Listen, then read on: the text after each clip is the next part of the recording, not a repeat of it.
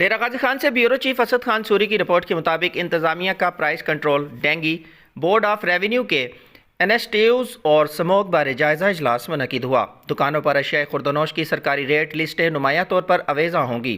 Assistant commissioners کو floor meals اور dealers کے سٹاک کی روزانہ چیکنگ کی ہدایات جاری۔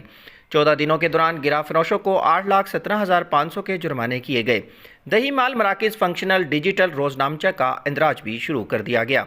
بھٹا اور صنعتی یونٹس مالکان سے فوری جرمانوں کی وصولیاں کی جائیں گی۔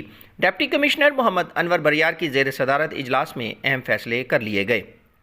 اجلاس میں ایڈیشنل ڈپٹی کمشنرز طیب خان، صابر حسین، پی اے اسد چانڈیا، اسسٹنٹ کمشنرز شکیب سرور، اصغر اقبال، جمیل حیدر شاہ اور متعلقہ ریونیو افسران نے شرکت کی۔ ڈپٹی کمشنر محمد انور بریار نے خطاب کرتے ہوئے کہا کہ سرکاری آٹا فراہم نہ کرنے والی فلور ملز کا کوٹا منسوخ کر دیا جائے۔ سرکاری ریٹ سے زائد قیمت وصول کرنے والے کھاد ڈیلرز کو قانون کے دائرے میں لایا جائے۔ انہوں نے کہا کہ ضلع میں گرداوری عمل مکمل، جمع بندیوں کو جلد فائنل کیا جائے، آئی ٹی ایشوز کو حل کیا اور ریونیو کورٹ مینجمنٹ بہتر کی جائے۔ اسسٹنٹ کمشنرز فیلڈ سٹاف اپنے موضوعات کے پٹواریوں کی ورکنگ چیک کریں۔ سرکاری اراضی کے لیز مالکان سے ریکوریوں کو یقینی بنایا جائے۔